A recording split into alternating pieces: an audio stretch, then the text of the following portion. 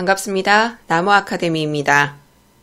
이번 영상은 비상교과서 화법과 작문 3-3단원 자기 표현과 사회적 상호작용을 위한 작문 거기에 실린 3개의 단원을 해설하는 영상을 싣도록 하겠습니다. 그 중에 첫 번째가 지금 공부하게 될 친교를 표현하는 글, 그 다음이 정서를 표현하는 글, 그 다음이 성찰하는 글입니다. 이 순서로 공부해 보도록 할게요. 일단 가장 처음 친교를 표현하는 글에 대해서 공부해 보도록 하겠습니다. 친교라는 것은 친밀하게 사귄다, 그런 친분, 이런 걸 뜻하는 말인데 사람과 사람 사이의 사귐에 도움이 되는 글, 그게 친교를 표현하는 글이겠죠. 이 단원에 어떤 유형이 많이 출제됐는지 출제 유형 베스트 점검하겠습니다. 일단 학습활동에 민철이가 하윤이에게 보낸 편지가 실려 있고 또 행복시장이 행복시 공무원에게 보낸 편지 글이 있어요. 이 두 가지를 비교하는 문제가 가장 많이 출제됐습니다. 앞에 글은 개인적인 고마움을 표현하는 편지 글이고 뒤에 글은 공식적인 감사 표현을 하는 글이거든요. 사적인 목적의 글, 공적인 목적의 글, 이 두 가지를 비교하는 문제예요. 그리고 두 번째로는 친교를 표현하는 글을 쓰는 방법, 친교를 표현하는 글의 특성, 그러니까 친교를 표현하는 글 자체에 이론적인 내용을 묻는 문제가 출제됐습니다. 자, 그러면 아래쪽에 지문 내용부터 보도록 할게요. 이 지문 내용에서 이 2번 출제 유형 베스트가 출제되는 거죠. 첫 번째 단락에서는 친교를 표현하는 글이 무엇인지 설명하고 있습니다. 다른 사람들과 관계를 원만하게 유지하거나 발전시키기 위해 쓰는 글. 이것이 친교를 표현하는 글입니다. 설득이나 정보 전달, 이런 걸 목적으로 하는 글이 아닌 거죠. 이런 친교를 표현하는 글을 쓸 때는 장문 맥락을 이해해야 되고요. 독자와 상호작용하는 것이 중요합니다. 주제, 목적, 독자와 같은 장문 맥락은 쓰기에서 언제나 염두에 두어야 하는 것이고 또 친교를 목적으로 하는 글이기 때문에 독자와 상호작용이 중요하다라고 말하고 있는 겁니다.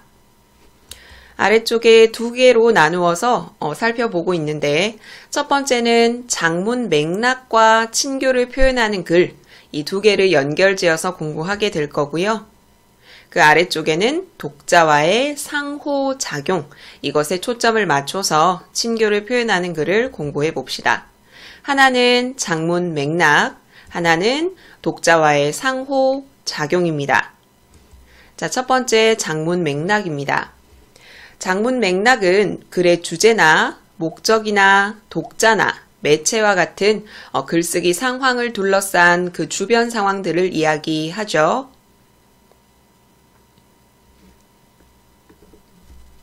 첫 부분에 언급한 순서대로 주제와 목적, 독자, 매체의 순으로 설명이 나올 거예요. 친교를 표현하는 글은 의사소통 상황에 따라 사적으로 친구와 가족에게 안부를 물을 수도 있고 공적으로 감사나 축하나 격려 등의 내용을 담아 표현할 수 있습니다. 친교를 표현하는 글이라고 해서 사적인 목적으로만 쓰는 게 아니라는 데 주의해야겠죠. 뒤에 학습활동에 보면 행복시 시장이 행복시 공무원에게 편지를 쓰는데 친교를 표현하는 글이지만 공적인 목적을 갖고 있기도 합니다. 자, 그리고 이들은 모두 상대방과 원만한 관계를 유지하며 상호작용하는 데 목적이 있습니다.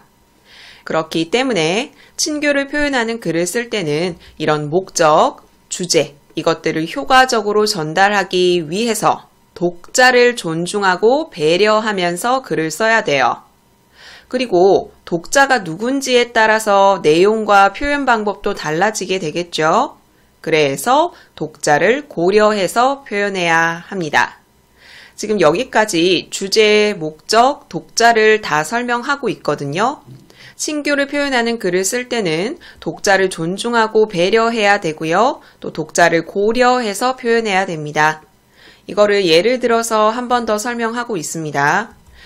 친숙한 대상에게 글을 쓸 때는 개인적인 내용을 다루는 게 좋고, 친숙하지 않은 독자를 대상으로 글을 쓸 때는 너무 개인적인 이야기를 하면 오히려 좀 거리감을 느낄 수 있죠. 관계 형성에 부정적인 영향을 줄 수 있습니다. 여기까지 주제, 목적, 독자 설명했고요.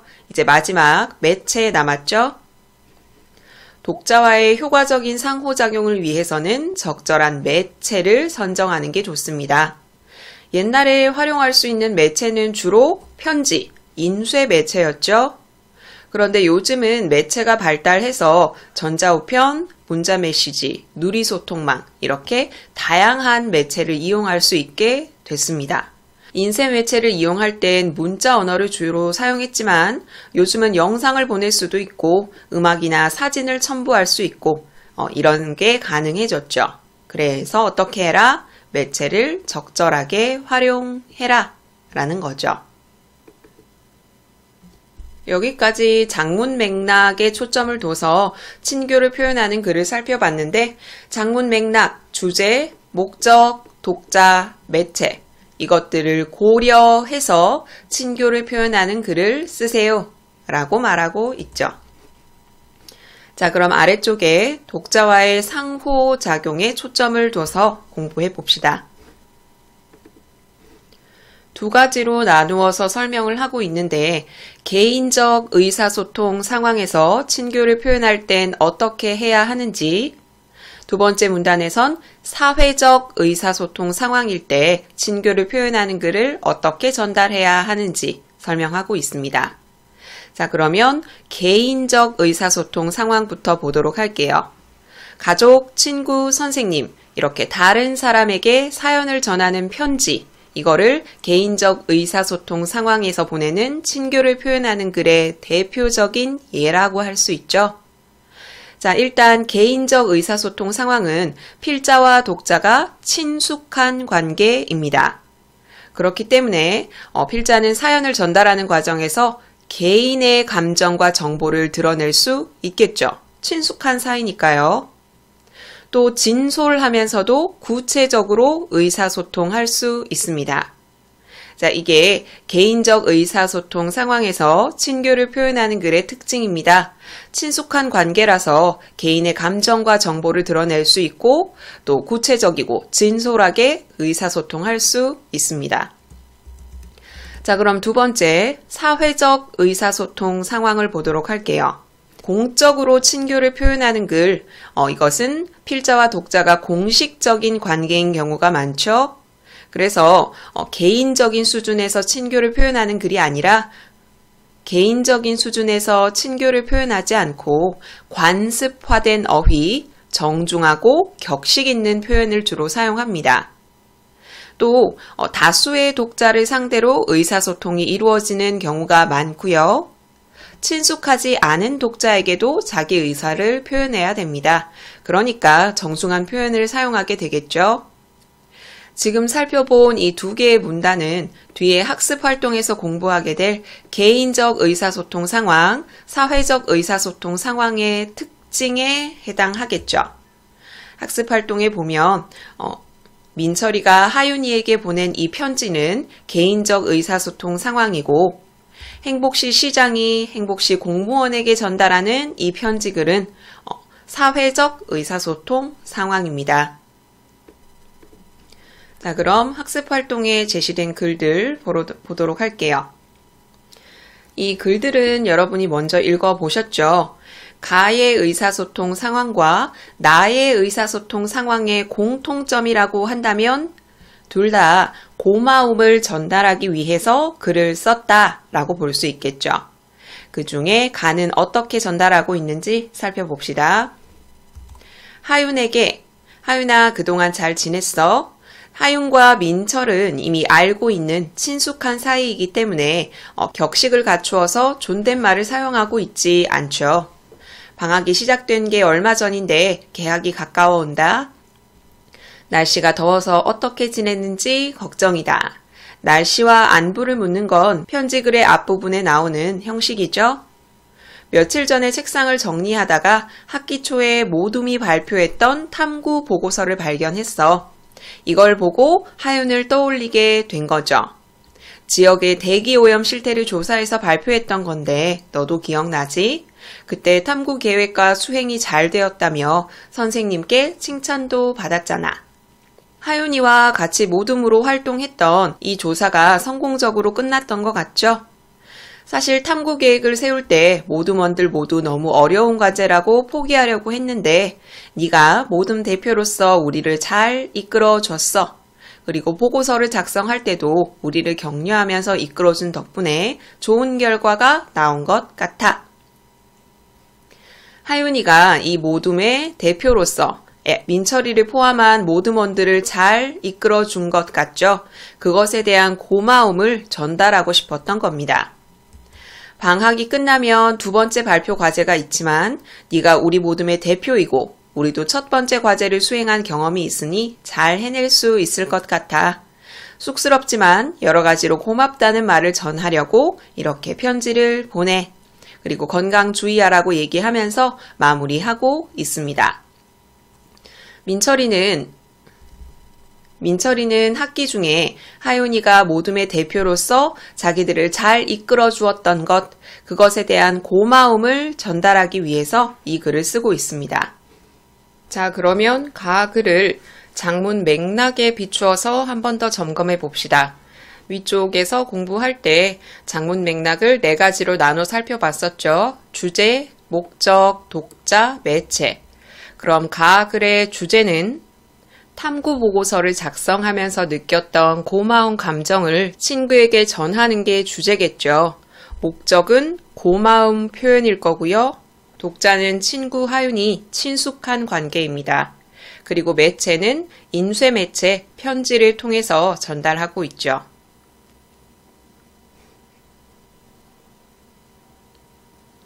자, 두 번째 친교를 전하는 글 보도록 할게요. 여기서는 줄글로만 보이는데 교과서에 보면 인터넷 창이라는 걸 알 수 있죠. 그걸 통해서 행복시장이 행복시 공무원 사람들에게 인터넷을 통해서 올리는 글이라는 걸 알 수 있습니다. 제목은 행복시 공무원 여러분께 올리는 글. 보내는 사람이 행복시장이고 받는 사람들이 공무원입니다. 이것은 공식적인 관계의 글이죠. 이렇게 사회적인 의사소통 상황의 특징 기억나십니까? 관습화된 어휘를 쓰고 정중하고 격식 있는 표현을 주로 사용한다 라고 배웠죠. 역시나 여기서도 그러한 표현을 사용하고 있습니다. 안녕하십니까? 행복시장 누구누구입니다. 연휴 첫날 갑자기 폭우가 내려서 휴일을 반납하고 비상근무를 서주신 행복시 공무원 여러분께 감사의 말씀을 드립니다. 관습화된 어휘 그리고 정중하고 격식 있는 표현을 사용하고 있습니다. 기습폭우 때문에 우리 시는 동네마다 물이 넘치고 건물들이 침수되는 비상사태를 맞았습니다. 그러나 여러분의 복구활동 덕분에 주민들의 생활이 안정을 찾아가고 있습니다. 아직 어려움을 겪고 있는 피해 주민들이 많아 며칠간은 복구활동에 전념해야 합니다. 그러나 지금까지 보여주신 여러분의 노력이 있다면 어려움은 해결될 수 있을 것이라 믿습니다. 그리고 한 번 더 감사의 말을 덧붙이고 있죠. 휴일에 쉬지 못하고 비상근무에 참여해주신 여러분께 행복시장으로 다시 한번 감사의 말씀을 드립니다. 여러분과 함께 일할 수 있어서 영광이라는 말씀을 드리며 글을 마치겠습니다. 감사합니다. 하고 마무리 짓고 있습니다. 가글에서도 봤던 것처럼 나도 장문 맥락을 기준으로 한번 점검해 봅시다. 이 글의 주제는 기습폭우로 인해서 비상근무를 선 행복시 공무원에게 감사의 마음을 전달하는 게 주제겠고 목적 역시 감사 표현인데 위쪽 가는 개인적인 고마움 표현이었다면 여기 나는 공식적인 감사 표현이겠죠. 독자는 행복시 공무원입니다. 매체는 인쇄 매체가 아니라 인터넷 매체입니다. 자, 이렇게 장문 맥락에 비추어서 가와 나를 점검해 봤거든요. 그럼 여기를 통해서 알 수 있는 것, 도대체 장문 맥락이 글쓰기에 미치는 영향은 어떠한가? 가글은 친구에게 개인적인 고마움을 전달하는 글이고요. 친숙한 관계이고요. 또 개인적인 감정과 정보를 전달하고 있죠. 여기 뒤쪽에 살펴봤던 나는 공식적으로 감사의 마음을 전달하고 있고 인터넷 게시판을 사용하고 있고 관습화된 어휘, 정중한 표현을 사용하고 있습니다. 이걸 통해서 장문 맥락이 달라지면은 글의 내용, 글의 표현 방법이 달라지는구나 라는 걸 알 수 있죠. 시험에 이 두 가지 지문을 제시하고 두 가지 상황을 통해 알 수 있는 장문 맥락이 글쓰기에 미치는 영향은 하고 물었을 때 장문 맥락이 달라지면 글의 내용이나 표현 방법이 달라질 수 있다. 이런 내용을 찾으셔야겠죠. 여기까지 지문과 학습활동 내용 살펴봤고요. 아래쪽에는 빈칸을 제시해서 여러분이 혼자서 점검할 수 있게 해뒀고요. 아래쪽에는 친교를 표현하는 글에 관한 핵심 내용입니다. 이 중에 몇 가지만 다시 한번 살펴볼게요. 친교를 표현하는 글을 쓰는 목적은 관계를 원만하게 유지하거나 발전시키기 위한 글인데 중요한 점 살펴봤었죠. 장문 맥락을 이해하는 건 기본이고요. 독자와 상호작용하는 것이 중요했습니다. 장문 맥락과 친교를 표현하는 글 이렇게 살펴봤었는데 장문 맥락, 주제, 목적, 독자, 매체로 나누어서 각 글을 살펴봤습니다. 그리고 친교를 표현하는 글을 효과적으로 작성하는 방법, 독자를 존중하고 배려해야 되고 독자를 고려해야 되고 적절한 매체를 선정해야 되죠. 가장 많이 출제되었던 유형이 이 가글과 나글을 비교하는 문제였던 거 기억하시죠? 각 상황이 어떤 상황인지, 그 목적은 무엇인지, 표현 방법은 어떻게 다른지 점검을 하셔야 됩니다. 장문 맥락은 우리가 살펴봤었죠? 장문 맥락이 글쓰기에 미치는 영향도 제시되어 있고요. 공통적으로 드러나는 태도, 고마움을 드러내고 있다라는 거 우리 살펴봤었고 고마운 마음을 전달한다는 것 외에도 공통적으로 독자를 존중하고 배려하고 독자를 고려하면서 상호작용하고 있다. 이렇게 이해하시면 되겠네요. 아래쪽에는 1, 2, 3단계로 나눠서 이 핵심 내용을 다시 점검할 수 있게 해뒀어요. 그러면 우리 이 단원 문제 풀어볼게요. 친교를 표현하는 글 내신형 기출 문제입니다. 가장 많이 출제된 유형이 이 가글과 나글의 차이점을 묻는 문제였죠. 그것에 관한 문제 1번 한번 풀어볼게요. 가와 나에 대한 설명으로 적절하지 않은 걸 찾으셔야 합니다. 정지 버튼 누르시고 답 찾아보세요. 같이 봅시다. 1번 가는 고마운 마음을 친구에게 전할 목적으로 쓴 글이다. 탐구 보고서를 작성하면서 느꼈던 고마운 마음을 전달하고 있죠. 2번 나는 공무원들에게 감사와 격려를 전하기 위해 쓴 글이다. 감사의 표현을 하고 있다는 건 알 수 있고 또 아직 어려움을 겪고 있는 주민들이 많아서 앞으로도 복구활동에 전념해야 한다라고 되어 있죠. 앞으로 겪을 노고를 격려한다고도 볼 수 있습니다. 3번 가와 나는 모두 독자를 존중하고 배려하고 있다. 이 두 가지의 공통점을 살펴봤을 때 언급됐던 내용이죠. 4번 가는 한 명의 독자, 나는 여러 명의 독자를 대상으로 쓴 글이다. 그렇죠. 여기는 민철이가 하윤이에게 쓴 글이고 이것은 행복시장이 행복시 공무원 다수에게 쓴 글입니다. 그럼 정답은 5번인데 어디가 틀렸는지 볼게요. 가는 사회적 상호작용의 글이고 나는 정보 전달이 목적인 글이다. 이 두 가지는 모두 친교를 표현하는 글이죠. 나가 정보 전달이 목적인 것도 아니고요. 가는 사회적 상호작용의 글이 아니라 개인적인 의사소통 상황이죠. 앞뒤 문장이 다 틀렸기 때문에 정답은 5번입니다. 자, 이렇게 두 글을 비교하는 문제가 보시다시피 가장 많이 출제됐습니다. 이걸 중심으로 공부를 하셔야겠죠? 그리고 친교를 표현하는 글에 관해서 이론적인 내용을 묻는 문제가 또 출제가 됐어요. 혹은 이와 같은 유형의 글을 묻는 문제도 출제가 됐고요. 의사소통 상황을 제시하고 성격이 다른 하나를 묻는 문제도 출제됐고, 또 교과서의 다른 소단원과 같이 비교하는 문제도 출제가 됐습니다. 여기까지 3-3단원의 첫 번째 친교를 표현하는 글 공부했고요. 이 해설 영상은 여기서 마무리하도록 할게요. 다음 공부하실 단원은 3-3단원의 두 번째 정서를 표현하는 글입니다. 말 그대로 대상에 대한 글쓴이의 생각이나 느낌을 표현한 글을 정서를 표현하는 글이라고 하죠. 기행문이나 감상문 같은 걸 예로 들 수 있어요. 이 글에 관해서 공부하는 단원입니다. 이 단원에 어떤 유형이 많이 출제됐는지 출제 유형 베스트 점검할게요. 이 단원에서는 정서를 표현하는 글에 관한 이론적인 내용을 묻는 문제가 학습활동을 활용한 문제보다 더 많이 출제됐어요. 여기 바로 밑에 아랫부분에서 살펴볼 이 지문 내용을 좀 꼼꼼히 공부하셔야겠죠.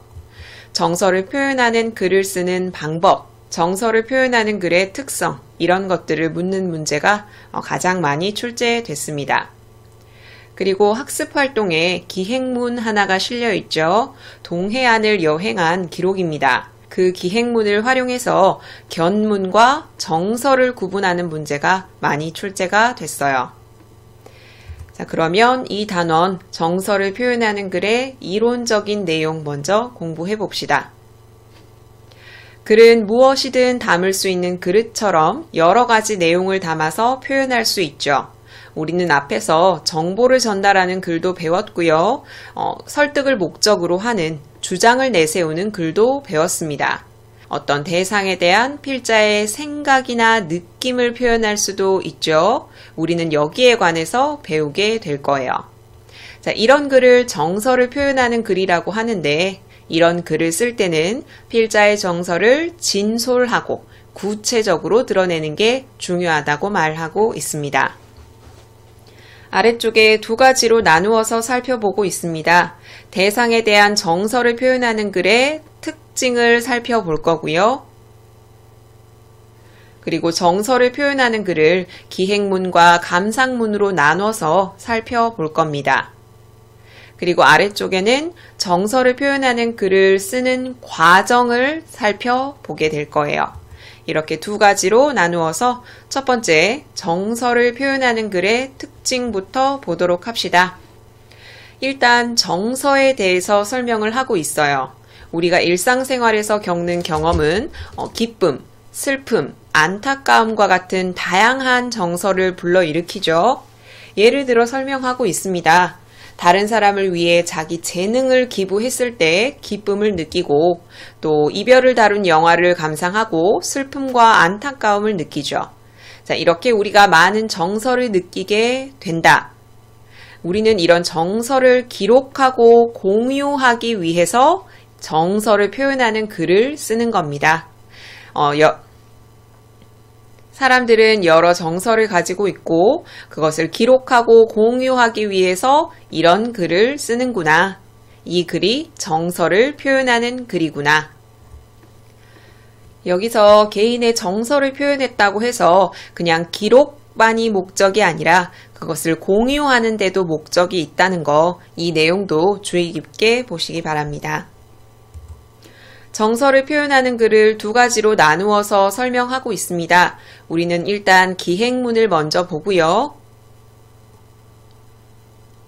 그 다음 감상문을 보도록 합시다. 기행문은 일단 여행이 바탕이 돼야 되죠. 거기서 보고, 듣고, 느낀 것을 기록한 글입니다. 보고 듣고 한 게 견문이고 느낀 것이 감상이죠. 여행의 과정과 견문을 바탕으로 여행 중에 느낀 감동이나 깨달음을 정리해서 쓴 글입니다. 뒤에 학습활동에 나온 글이 기행문이기 때문에 이와 같은 글에 대한 설명, 이런 식으로 문제에 출제되면 여기 있는 기행문에 관한 특성을 선지로 활용할 수 있겠죠. 감상문은 어떤 사물이나 현상에 대해서 필자의 생각을 쓴 글입니다. 어떤 사물이나 현상은 다양할 수 있죠. 책을 읽고 난 후에, 음식을 맛보고 난 후에, 혹은 미술 작품을 감상한 후에, 영화나 연극을 보고 난 후에 쓸 수 있는 것이 감상문이죠. 이 글은 일상에서의 경험을 자기만의 관점에서 바라보고 인상적인 장면, 경험에 대한 정서를 드러내는 글입니다. 또 하나 매체의 발달과 관련시켜서 설명을 하고 있거든요. 정서를 표현하는 글도 다양한 표현 방식을 활용하고 있다. 예전과 같으면 인쇄 매체를 사용해서 문자 언어로만 표현하는 게 전부일 텐데 최근에는 인터넷 매체를 사용할 수 있기 때문에 문자 언어뿐만이 아니라 거기에 그림이나 사진이나 음악이나 영상 같은 것도 덧붙여 표현할 수 있겠죠. 자, 여기까지 정서를 표현하는 글의 특징을 살펴봤습니다. 자, 정서를 표현하는 글은 무슨 목적으로 쓰게 되느냐? 정서를 기록하고 공유하기 위해서. 또 정서를 표현하는 글의 종류에는 기행문과 감상문이 있는데 기행문은 이런 특성을, 감상문은 이런 특성을 가지고 있다. 그리고 최근은 매체의 발달 때문에 문자 언어뿐만이 아니라 다양한 자료를 활용해서 자기의 정서를 표현할 수 있다. 이렇게 세 가지 살펴봤어요. 자, 아래쪽에서는 정서를 표현하는 글의 쓰기 과정을 살펴보도록 할게요. 크게 세 가지로 나누어 보고 있거든요. 정서를 표현하는 글을 쓰기 위해서는 일단 소재를 찾아야겠죠. 일상의 경험 가운데 아무거나 쓰는 게 아니라 의미를 부여할 만한 대상을 찾아서 글의 소재를 선정해야 합니다. 이게 첫 번째 과정이에요. 단계별로 제시가 되니까 그 단계에 알맞은 특징도 정리를 하셔야겠죠. 첫 번째 단계는 경험에서 소재를 찾아야 한다라고 살펴봤었는데 이 경험은 반드시 특별할 필요는 없고 사소해도 괜찮아요. 그런데 그 경험 중에서도 자기 생각이나 느낌을 드러내는데 적절해야 한다는 거죠. 정서를 표현하는 글의 소재를 선정할 때는 특별한 경험이 필요하다. 이런 식의 틀린 선지가 출제될 수도 있겠죠. 자, 그러면 두 번째 단계 보도록 할게요. 두 번째는 소재를 선정했으니까 자기의 생각이나 느낌을 드러내기 위해서 구체적인 내용을 선정하고 조직해야 합니다. 앞에서는 소재를 찾았으니까 이제 내용을 구체적으로 마련해야 되는 거죠. 아래쪽에서는 구성 방식을 중심으로 설명을 하고 있어요. 일단 정서를 표현하는 글은 일반적으로 처음, 중간, 끝 이렇게 3단 구성을 보이고 있는데 또 구체적으로 나눠서 기행문 그리고 감상문으로 나눠서 설명하고 있습니다. 자, 기행문은 일단 여정과 견문이 드러나야 되고요. 자기의 생각과 느낌 그리고 여행 전체의 종합적인 감상이 드러나야 한다라고 설명하고 있고요. 감상문을 쓴다라고 한다면 내가 그 대상을 접하게 된 동기, 대상에 대한 소개, 그리고 감상, 또 감상 후의 생각 변화, 이게 드러나야 한다고 이야기하고 있습니다. 자, 두 번째 단계는 구체적인 내용을 선정하고 조직하는 단계였고요. 일반적으로 3단 구성으로 이루어지는데 기행문은 이러한 요소를, 감상문은 이러한 요소를 싣는 것이 좋다라고 설명하고 있습니다. 그럼 세 번째 단계 살펴볼게요. 세 번째는 경험에서 얻은 정서를 과장이나 왜곡 없이 진정성 있게 표현해야 합니다. 앞 단계에서 내용을 선정하고 조직했으면 표현을 해야 되는데 표현을 할 때는 왜곡 없이 진정성 있게 표현해야 한다라는 거죠. 만약에 그럴듯하게 꾸며 쓴다. 이거는 자기 정서를 왜곡하는 표현이죠. 이런 표현은 독자의 공감을 얻을 수 없다. 자, 그럼 진솔하고 진정성 있게 왜곡 없이, 과장 없이 표현할 때는 무슨 효과가 있느냐? 독자에게 즐거움과 감동을 줄 수 있다고 이야기하고 있습니다.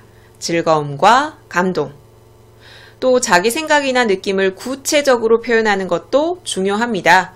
내가 기행문을 쓴다고 가정했을 때 아름다웠다, 괜찮았다, 시원한 느낌이 들었다, 이런 식으로 막연하게 표현을 하면 독자에게 자기 정서를 제대로 전달할 수 없겠죠. 자, 마지막 단계에서는 과장이나 왜곡 없이 진정성 있게 표현을 해야 독자에게 즐거움과 감동을 줄 수 있다. 그리고 구체적으로 표현하는 것도 중요하다. 이렇게 살펴봤습니다. 여기까지 정서를 표현하는 글의 쓰기 과정을 중심으로 특징을 살펴봤습니다. 경험 가운데 소재를 선정해야 되고요. 그리고 구체적인 내용을 선정하고 조직해야 되고요. 마지막으로는 표현을 해야 합니다. 여기까지 정서를 표현하는 글에 관한 이론적인 내용을 살펴봤고요. 방금 살펴본 내용이 출제 유형 베스트 1번에 활용되는 내용이기 때문에 이 부분 꼼꼼하게 공부하셔야 됩니다. 그러면 우리 학습활동 봐야겠죠? 학습활동은 기행문과 감상문 중에 기행문을 제시하고 있습니다. 이 기행문 공부할 때 뭘 중심으로 봐야 된다고요?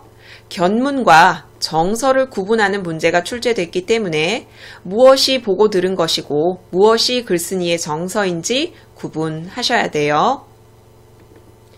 기행문이 거의 그렇듯이 시간의 흐름에 따라 혹은 공간의 이동에 따라 내용을 전달하고 있죠.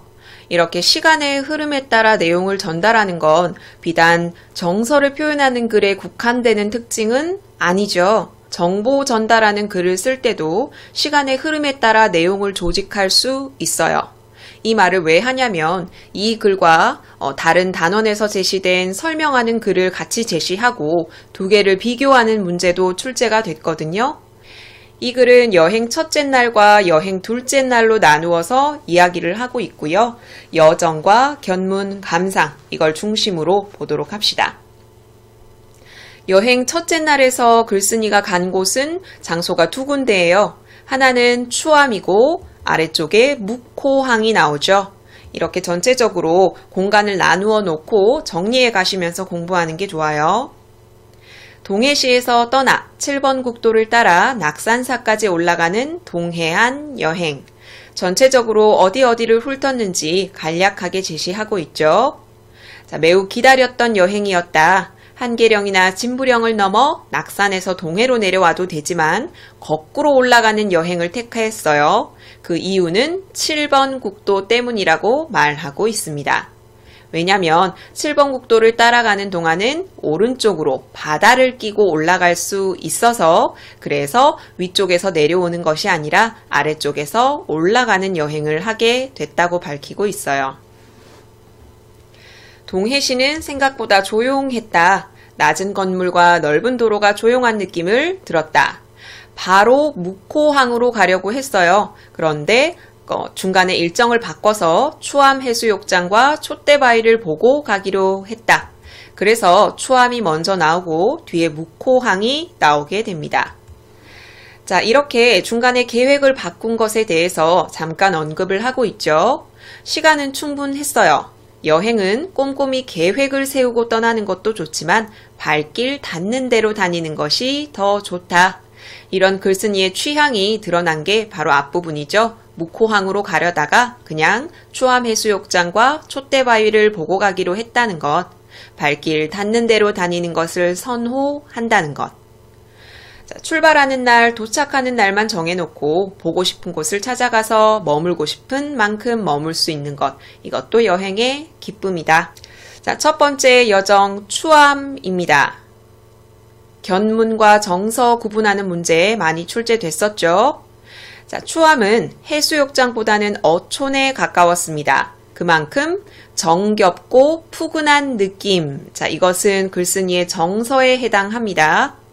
휴가철이 지나서인지 바닷가는 한적했고요. 바다는 가을 햇빛을 받아 푸르렀다고 말하고 있고요. 푸르다는 말로도 부족하고 짙은 파란색이라고 이야기를 하고 있습니다.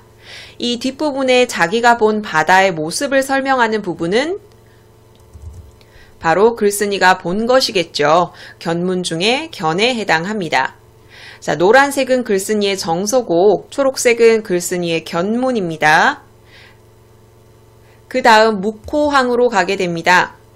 해가 지기 전에 묵호항에 도착하기 위해 아쉬운 마음을 뒤로하고 추함을 떠났습니다. 자, 묵호항을 생각하면 두 가지가 떠오릅니다. 하나는 생선 비린내와 오징어 잡이 배. 그런데 그냥 생선 비린내라고 하기에는 모자라다고 이야기하면서 그 냄새에 대해서 긍정적인 감정을 떠올리고 있어요. 그 냄새에는 바다와 함께 사는 사람들의 냄새가 뒤섞였다라고 말하고 있어요. 나는 이 냄새를 맡으면서 순박하게 사는 사람들의 모습을 떠올렸다. 방금 이 부분은 묵호항에 관한 냄새를 통해서 자기의 정서를 전달하는 부분이죠. 감각적인 이미지를 활용해서 글쓴이의 정서를 전달하고 있습니다. 정서가 나왔으면 견문이 나오겠죠. 오징어 잡이배를 보다가 웃음이 새어나왔다. 배에 촘촘히 달려있는 조명이 오징어를 말리고 있는 것처럼 보였기 때문이다. 이 오징어 잡이 배를 보았다는 걸 알 수 있고요. 그리고 왜 오징어 잡이 배에 조명을 다는지 간단하게 설명하고 있고 또 갈매기가 생선을 얻기 위해 날아다니는 모습도 보고 있습니다. 묵호항에서는 묵호항의 냄새와 관련된 글쓴이의 정서를 표현하고 있고요. 또 오징어 잡이 배를 받고 갈매기가 날아다니는 걸 봤습니다. 두 개 구분하실 수 있겠죠? 이렇게 기행문의 첫째 날에 관한 설명 마무리됐어요. 추함, 묵호항으로 나누어서 무엇을 봤는지 그에 대한 정서는 어떤지 표현하고 있습니다. 여행 둘째 날에서는 정동진, 그리고 강릉, 오죽헌으로 장소를 이동하고 있죠. 일단 정동진 먼저 가게 됩니다. 정동진에는 해돋이를 보기 위해서 나간 거죠. 아침 5시 57분 바닷가에 나와서 20분 정도 기다렸습니다. 자, 해가 자기 모습을 모두 드러냈어요. 바다를 붉은색으로 물들이면서 눈 한 번 끔뻑일 때마다 바다 위로 올라왔다. 정동진 모래밭에 해맞이를 하려고 온 사람들이 많았습니다. 이 장소는 정동진이에요. 1년에 해돋이를 볼 수 있는 날이 그리 많지 않은데 아무래도 흐렸기 때문이겠죠. 다행히 해를 볼 수 있었다. 서울에서 동쪽으로 똑바로 가면 나오기 때문에 정동진이라는 이름이 붙여졌죠. 이 뒤에서는 정동진에서의 해돋이에 대한 글쓴이의 정서가 드러납니다. 해가 뜨는 것을 보면 마음이 새로워진다 라고 표현을 하고 다시 시작하고 싶은 생각이 든대요. 바다 위로 떠오른 붉은 해가 나에게 힘을 내라고 말하는 것 같다. 걱정하지 말라. 다 잘 될 것이다. 다른 사람들의 얼굴을 보니까 그 사람들에게도 희망의 빛이 보인다. 자, 글쓴이가 본 것, 그리고 글쓴이의 정서 구분할 수 있겠죠? 정동진 다음으로는 강릉으로 갑니다. 강릉에 가서 먹은 게 있는데 바로 초당두부입니다. 이게 글쓴이의 견문이죠. 자, 초당두부는 서울에서 먹던 두부와는 다른 맛이다 라고 이야기를 하면서 여행지에 가서 음식을 먹는 것에 대해서 자기의 생각을 전달하고 있어요. 음식만큼 그 지방의 다른 점을 나타내 주는 게 또 있을까? 어느 곳으로 여행을 가든지 그곳의 음식을 먹어보는 게 필자의 버릇이래요. 입맛에 맞을 때도 있고 맞지 않을 때도 있지만 새로운 음식을 먹어본다는 사실만으로도 충분히 즐겁다. 글쓴이의 견문, 정서 구분하실 수 있겠죠? 자, 그 다음에는 오죽헌으로 갑니다. 여정 세 번째죠. 예전부터 와보고 싶었던 곳이다 라고 이야기를 해요. 오죽헌은 뒤뜰에 까마귀처럼 검은 대나무가 많아서 오죽헌이라고 이야기를 한다 라고 말하죠. 듣던 대로 대나무가 많이 있었다. 이것을 글쓴이가 봤어요. 율곡이가 모셔져 있는 사당, 태어난 방도 살펴봤는데 그 방에서 기운이 느껴진다라고 이야기를 합니다. 율곡이에 관한 생애, 학문에 관한 이야기를 듣는 것도 좋은데 태어난 곳에서 그의 채취를 느끼는 것도 훌륭한 교육인 것 같다라고 이야기를 하고 있습니다. 글쓴이의 정서, 글쓴이의 견문 역시나 구분하세요. 오죽헌을 나와서 경포호를 구경하고 속초로 오고 일찍 잠자리에 든다. 그리고 가장 마지막에 태그를 걸고 있죠. 이 태그를 걸면 이걸 검색한 사람이 이 블로그에 접속할 수 있게 도와주죠. 인터넷 매체라는 특성이 드러나고요. 글을 보면서 중간에 언급하진 않았지만 인터넷 매체의 특성을 활용해서 이런 사진 자료도 같이 싣고 있습니다.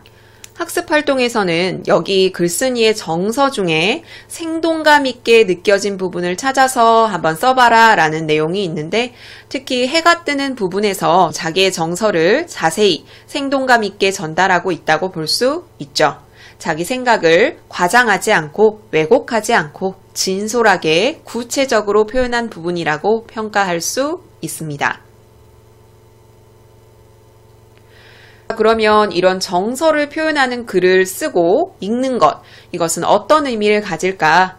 자, 글쓴이의 입장에서 보면은 이런 정서를 표현하는 글을 쓰면 내가 일상생활에서 느끼는 다양한 감정을 기록하고 표현할 수 있겠죠. 그럼 독자의 입장에서는 이런 글들을 보면은 다른 사람이 이런 정서를 느끼는구나 라는 것도 알 수 있거니와 거기에 공감하면서 재미와 감동을 얻을 수 있겠죠. 자, 여기까지 지문 내용 살펴봤고요.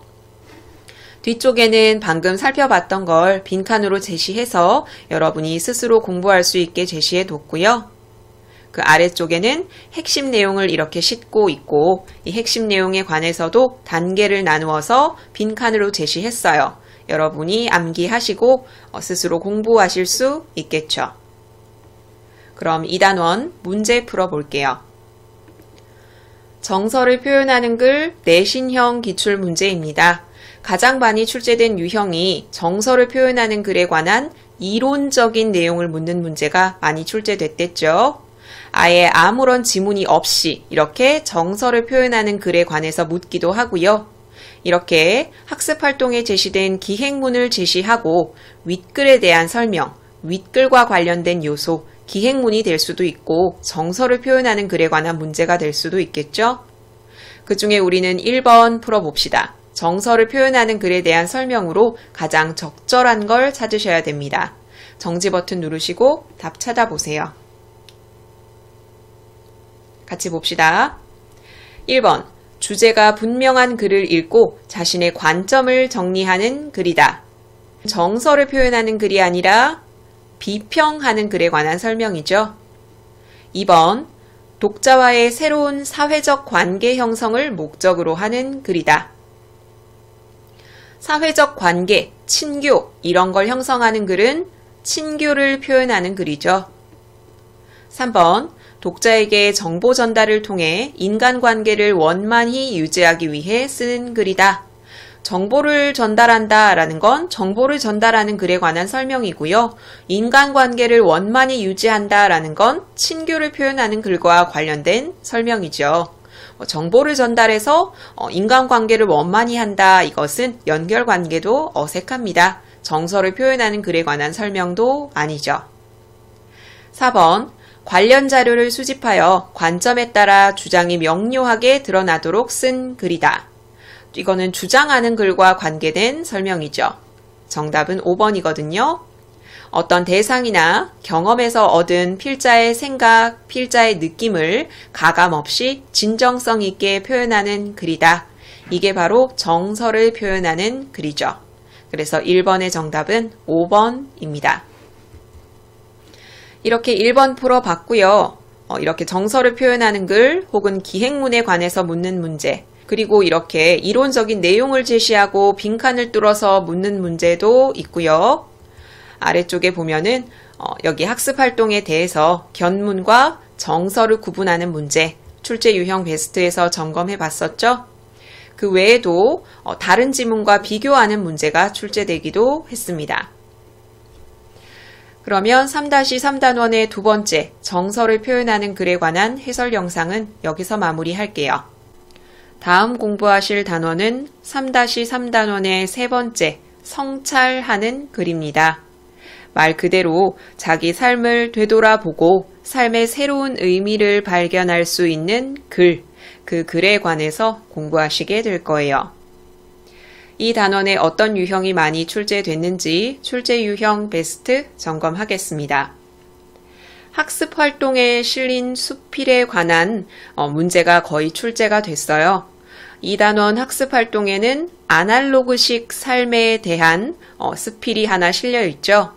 그 수필의 내용을 묻는 문제, 서술상 특징을 묻는 문제가 가장 많이 출제됐습니다. 내용과 관련해서는 수필의 여러 구절 중에 아날로그식 삶에 해당하는 구절, 디지털 삶에 해당하는 구절, 그 두 가지를 구분하는 문제가 출제가 됐고요. 서술상 특징은 여기 화법과 작문에서 자주 출제되는 유형인데 필자가 이 글을 쓰기 위해서 고려한 글쓰기 계획인 것은 필자가 이 글을 쓰기 위해 고려한 글쓰기 계획으로 적절하지 않은 것은 이런 식으로 묻는 문제가 서술상 특징을 묻는 문제로 많이 출제됐습니다. 그리고 그 학습활동 수필에 관련해서 다른 작품과 비교하는 문제 혹은 성찰하는 글에 관한 이론적인 문제, 성찰하는 글에 관한 이론적인 내용을 묻는 문제도 출제가 됐습니다. 그러면 우리 성찰하는 글이 무엇인지 한번 살펴봅시다. 우리는 일상의 체험에서 자기를 되돌아보고 새로운 삶의 의미를 발견하게 되죠. 이게 자기 성찰의 개념입니다. 자기를 되돌아본다, 그리고 새로운 의미를 발견한다. 이걸 글로 표현하는 게 성찰하는 글이겠죠. 자, 이런 글을 쓸 때는 진솔하게 표현하는 것이 중요합니다. 아래쪽에는 세 가지로 나누어서 성찰하는 글에 대해서 살펴보게 될 텐데 첫 번째는 성찰하는 글의 의의, 중요성이라고 생각하시면 되겠죠. 그리고 두 번째는 성찰하는 글의 유형, 수필과 회고문으로 나누어서 설명하고 있습니다. 그리고 세 번째로는 성찰하는 글의 쓰기 과정, 그 과정을 세 가지로 나누어서 설명할 겁니다. 이 부분을 공부해서 성찰하는 글을 써서 무엇이 좋은지, 성찰하는 글의 유형에는 무엇이 있는지, 과정 세 단계는 어떻게 되는지 알고 있으셔야겠죠? 첫 번째, 성찰하는 글의 의의부터 보도록 할게요. 의의는 총 6가지로 제시가 되거든요. 이 중에 4가지를 골라서 선지에 제시하고 틀린 선지 하나를 넣어서 성찰하는 글의 의의로 적절하지 않은 것은 이렇게 물을 수도 있죠. 자, 성찰하는 글을 쓴다는 건 자기 체험을 바탕으로 성찰하고 깨달은 걸 글로 표현하는 거죠. 이 과정에서 자기 삶에 의미를 부여할 수 있어요. 또 자기 삶을 되돌아보면서 삶에서 새로운 의미를 발견할 수도 있겠죠. 또 이렇게 자기를 성찰하는 글을 쓰는 걸 습관화한다면 자기를 계속 되돌아보게 되고 그 과정에서 자기의 진짜 모습을 발견할 수도 있을 거고요. 또 새로운 변화의 가능성도 찾을 수 있습니다. 여기까지 순식간에 4개가 나왔죠. 자기 삶에 의미를 부여할 수도 있고 새로운 의미를 발견할 수도 있고 참모습을 발견할 수 있고 변화의 가능성도 발견할 수 있습니다. 또 성찰하는 글을 쓰면서 자기 삶을 고요히 되돌아보게 되겠죠? 그러면 긍정적인 정서를 기를 수 있어요. 그리고 자기가 쓴 글을 다른 사람과 공유하는 활동을 통해서 공동체의 글쓰기 문화를 형성할 수도 있습니다. 점차 확대가 되죠. 이렇게 6가지로 성찰하는 글의 의의를 살펴봤습니다. 이걸 하나하나 그냥 읽을 때는 쉽게 느껴지는데 이걸 뽑아서 선지로 제시하면 좀 새롭게 느껴지는 경우가 많거든요. 항상 문제에 이게 나왔을 때 내가 이거를 성찰하는 글의 의의로 생각할 수 있는가 이걸 점검해 보면서 공부하세요. 그 다음은 성찰하는 글의 유형 두 가지가 제시되어 있습니다. 하나는 수필이고 하나는 회고문. 우리 이렇게 나눠서 보도록 합시다. 수필은 일상적인 삶의 체험을 그리고 주변 사물을 관찰한 것을 거기에 대한 자기의 생각과 느낌을 자유롭게 표현한 글입니다. 수필은 중학교 때부터 계속 읽어오시고 공부해 오셔서 이미 잘 알고 있죠? 수필을 쓸 때에는 의미 있는 체험이나 사물을 찾는 것, 그리고 그것을 진솔하게 표현하는 게 중요하죠. 일상적인 삶의 체험, 관찰, 자유롭게 표현한 글, 진솔하게 표현해야 한다. 핵심으로 볼 수 있겠죠. 회고문이라는 건 자기 삶에서 의미 있는 체험, 그리고 의미 있는 사건을 회상하는 형식으로 표현한 글입니다. 삶의 일부를 뽑아서 제시하는 거죠. 자기 삶을 돌아보면서 쓰는 글이라서 감상적으로 흐르기 쉽기 때문에 조심해야 할 점은 내용을 사실적이고 객관적으로 표현하는 것이 중요합니다. 여기 이 부분도 선지에 그대로 출제됐으니까 조심하셔야 됩니다. 수필과 회고문 중에서는 회고문에 좀 주의하셔서 신경 써서 공부하셔야 돼요. 그럼 성찰하는 글의 쓰기 과정 보도록 합시다. 크게 3단계로 제시하고 있거든요. 여기 첫 번째 단계, 두 번째 단계, 세 번째 단계. 일단 성찰하는 글을 쓰기 위해서는 섬세한 관찰이 필요합니다. 무엇에 대한? 자기 일상에 대한. 성찰하는 글은 자기를 되돌아보는 글이니까요. 자, 이런 탐색하는 과정을 통해서 자기 삶을 되돌아보고 깨달음을 발견할 수 있죠. 그래서 수필 같은 경우는 자기 경험, 그리고 그에 대한 깨달음, 이런 구조로 제시되는 경우가 많습니다. 그 다음으로는 내용을 선정하고 조직하는 과정을 거칩니다. 여기 성찰하는 글도 3단 구성을 따르는 경우가 대부분이죠. 그 다음은 표현을 해야겠죠. 일상에서 찾은 의미 있는 체험, 여기서 얻은 깨달음, 이것을 구체적이고 진솔하게 표현을 해야 합니다. 자, 관찰, 그리고 내용의 선정과 조직, 그리고 표현, 이렇게 3단계로 구성되는데 마지막 단계에서는 과장된 표현, 왜곡된 표현, 추상적인 표현을 사용해서는 안 되죠. 자, 이렇게 성찰하는 글쓰기의 과정도 살펴봤습니다.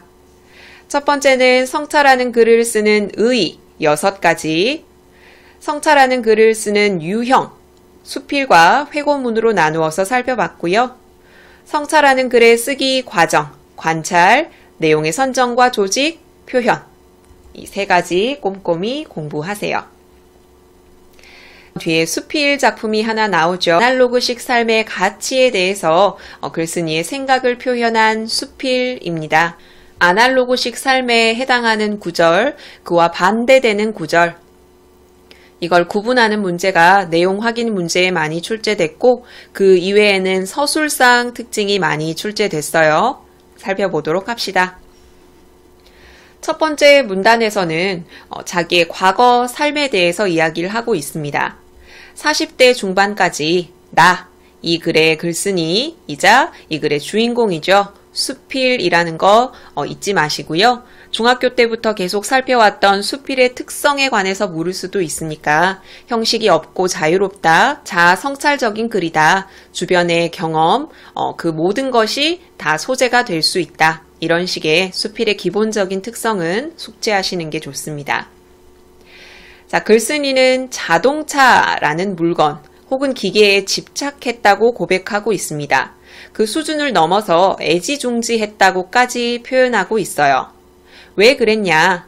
나만의 공간이기에 쾌적했고 또 남들 눈치 보지 않고 음악을 마음껏 틀을 수 있어서 좋았대요. 그리고 언제라도 시동만 걸면 원하는 곳으로 데려다 주기도 하는 그런 특성을 갖고 있어서 차를 아주 좋아했다라고 말하죠. 자, 그리고 사물은 그걸 소유한 사람을 닮아간다고 이야기를 하면서 자동차도 자기 주인의 성격을 닮아간다라고 표현하고 있죠. 첫 번째 문단에서는 글쓴이의 과거의 모습, 차에 집착하고 애지중지했던 모습을 표현하고 있습니다. 자, 12년 된 차를 최근에 바꿨다라고 고백을 하고 있죠. 글쓴이의 삶에 변화가 일어난 계기에 해당합니다. 자기 성찰의 계기가 된 것이 바로 차를 바꾸게 된 경험입니다. 예상치 못한 헐값에 팔려가는 자기 차를 에마라고 표현하고 있죠. 이런저런 생각과 느낌에 빠지게 됩니다. 그리고 자기 삶에 어떤 변화가 오지 않을까 하는 예감도 들게 되죠. 이것은 나이를 먹어간다는 느낌 때문이었을 수도 있겠다라고 생각하고 있어요. 이 글쓴이가 타고 다니던 차는 스포츠카에 해당하는 물건이었고 글쓴이는 나이를 먹었기 때문에 더 이상 그런 차를 몰고 다니기가 좀 껄끄럽게 된 거죠. 두 번째 문단에서는 12년 된 차를 팔게 된 경험이 드러나고요. 이게 글쓴이의 삶에 변화를 주게 된 계기가 됩니다. 얻은 게 있으면 잃은 게 있다고 했던가? 그렇다면 잃은 만큼 얻는 것도 있는 것일까? 이왕 차에 대한 집착을 버렸으니 고유가 시대에 가능한 버스를 타고 다니기로 했습니다. 자, 이것은 아날로그식으로 변해가는 삶의 모습 중에 하나겠죠. 차를 팔았다. 새로운 차를 사는 것이 아니라 버스를 타는 겁니다. 자, 버스를 타기 위해서는 여러 가지 불편함을 감수해야 되죠. 정류장까지 걸어가야 하고요. 또 버스를 기다려야 하고요. 버스가 덜컹거림이 좀 심하죠. 때로 자리도 양보해야 하고 또 늦지나 않을까 습관적으로 시계를 확인해야 됩니다. 자기 의지에 따라서 시간을 조절할 수 있는 게 아니니까요. 또 어쩌다가 옆자리에 낯선 사람이 와서 앉는 것도 감안을 해야 하죠. 글쓴이는 버스를 타고 다니기로 했는데 버스를 탈 때의 단점을 이야기하고 있습니다. 자, 그럼 그 다음에는 버스를 이용해서 얻는 장점이 제시가 됩니다. 시야가 넓어지고 또 몸이 편하죠. 신경 쓸 게 없으니까요. 시야가 넓어지면 주변을 선택적으로 바라볼 수 있다는 것, 긴장감이 덜어진다는 거죠. 차를 운전하게 되면 사실 자기 앞에 보이는 것, 신호, 그것에 집중하기 마련입니다. 그래서 도로, 신호등 외의 것들을 볼 여유가 적죠. 그리고 경제적이라고 이야기를 하고 있습니다.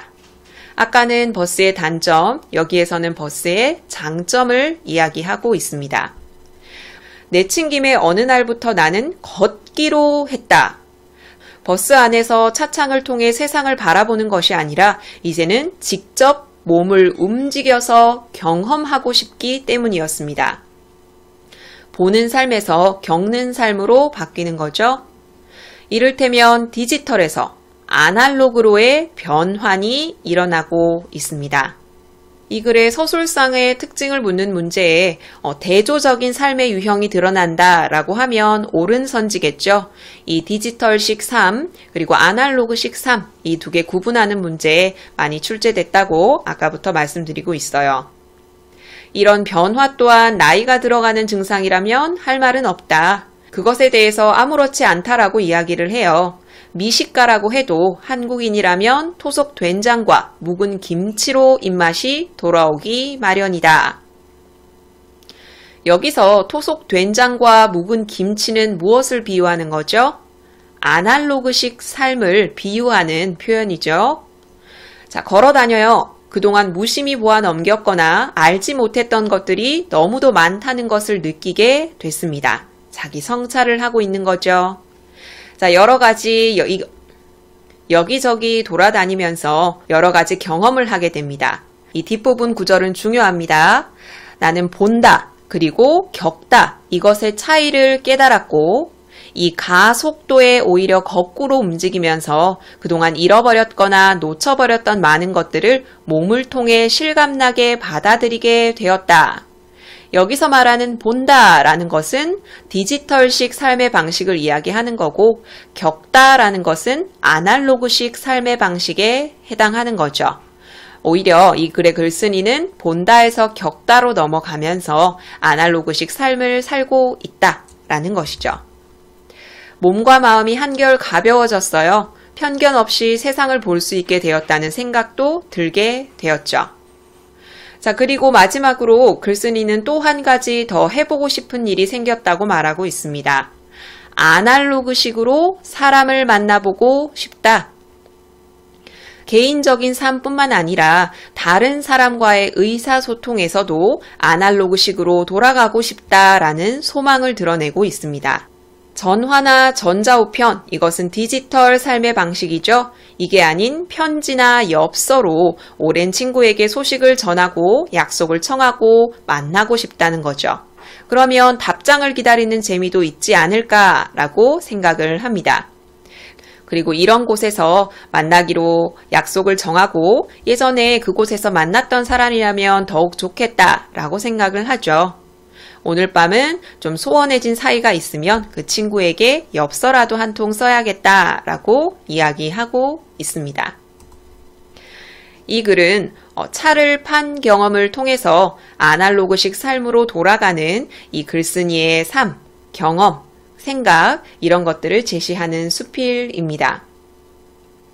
이 글쓴이가 자기의 체험을 통해서 알게 된 것은 그동안 무심히 보아 넘겼던 것, 미처 알지 못했던 것, 그런 것들이 아주 많구나. 그리고 본다는 것, 겪는다는 것, 이것은 차이가 있구나. 자기가 놓쳐버렸던 것이 많고, 그리고 아날로그식 삶이 이런 가치를 지니는구나. 이런 것들을 깨닫게 된 거죠. 이렇게 학습활동에 제시된 수필까지 살펴봤어요. 아래쪽에는 지금 우리가 살펴본 그 글들을 빈칸으로 제시해서 여러분들이 자기가 이해했는지 스스로 점검할 수 있게 해뒀고요. 아래쪽에 핵심 내용 한번 보도록 할게요. 위쪽에서 살펴봤던 내용들의 핵심만 제시되어 있어요. 앞에서 자기 성찰의 개념 그리고 글로 표현하는 방법 살펴봤었고 성찰하는 글의 의의 아까 6가지로 살펴봤는데 2개씩 이렇게 짝지어서 제시되어 있는 거예요. 그리고 성찰하는 글의 유형에 수필과 회고문이 있었죠. 그 개념과 유의점. 그리고 성찰하는 글의 쓰기 과정. 앞에 거랑 거의 비슷하죠. 자기 삶을 섬세하게 관찰해야 되고 선정하고 조직해서 표현하는 과정을 거칩니다. 자, 이거 보도록 할게요. 그럼 섬세한 관찰이 필요한 이유는 무엇이냐? 자기 삶을 되돌아볼 수 있고 깨달음을 얻을 수 있기 때문이죠. 또 표현을 할 때 구체적이고 진솔하게 표현해야 된다라고 얘기했는데 그 이유는 구체적이고 진솔하게 표현하지 않고 과장되고 왜곡하고 추상적인 표현은 공감을 얻을 수 없기 때문입니다. 학습활동 수필에 대해서 간단히 정리하고 있는데 여기 제시된 특징이 서술상 특징을 묻는 문제의 선지로 활용될 수 있으니까 이거 읽어보고 문제 풀어볼게요. 일단 이 글은 자기 성찰을 통해 일상의 체험과 그로 인한 깨달음을 드러내고 있다. 이건 수필의 일반적인 특성이기도 하죠. 그리고 아날로그식 삶, 디지털식 삶, 이 2개를 대조해서 주제를 강조하고 있습니다. 자, 여기까지 지문 내용과 학습 활동 살펴봤고요. 우리 문제 풀어보도록 합시다.